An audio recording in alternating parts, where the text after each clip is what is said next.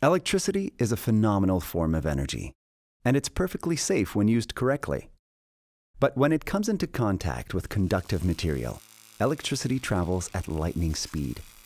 Water, metal, or even your body can be a conductor if you were to come into contact with a bare or damaged wire or unprotected equipment. Electricity will always be faster than you.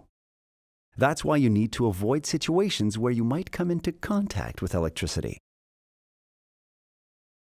An electric shock can cause tickling or tingling, muscle spasms, serious burns, or even a heart attack.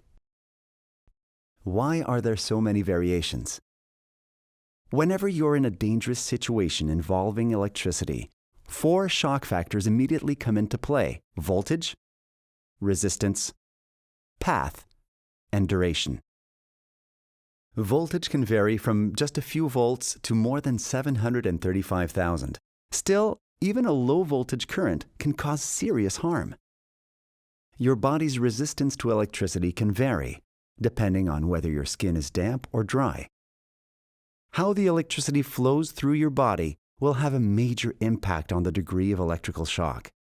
There's a far bigger risk of internal injury when the current travels through your heart as opposed to just jumping from finger to finger. Contact can last for just a few milliseconds or more than a second, but even a few milliseconds is enough to injure you. The severity of the electric shock is determined by the combination of the various shock factors. It's impossible to predict exactly what the outcome will be before the accident, and it all happens in a flash. Electricity will always be faster than you. There's no such thing as a safe shock where electricity is concerned. But there's an easy way to prevent accidents. Avoid dangerous situations. Paul's story. Danger near power lines.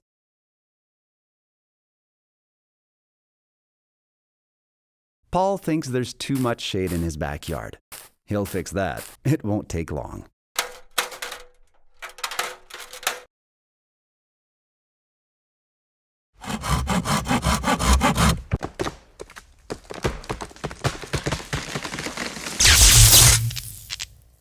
Paul didn't spot the danger before starting work.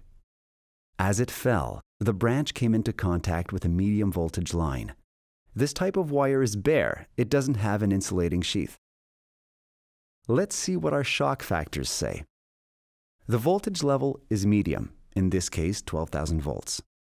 The sap in the branch conducts electricity. Paul has been sweating, so his skin is also damp. And his ladder is made of metal. Resistance to the current is low. The current traveled through the branch, entered Paul's body through his hand, and exited through his hip, then continued through the ladder to the ground. All of this happened in just a second. The outcome? A serious electric shock leading to burns, the amputation of one arm, and the loss of part of his liver, plus broken bones from falling off the ladder. Things could have been even worse if his saw had touched the line. Avoiding accidents is simple. Locate power lines before starting any work or activity involving heights.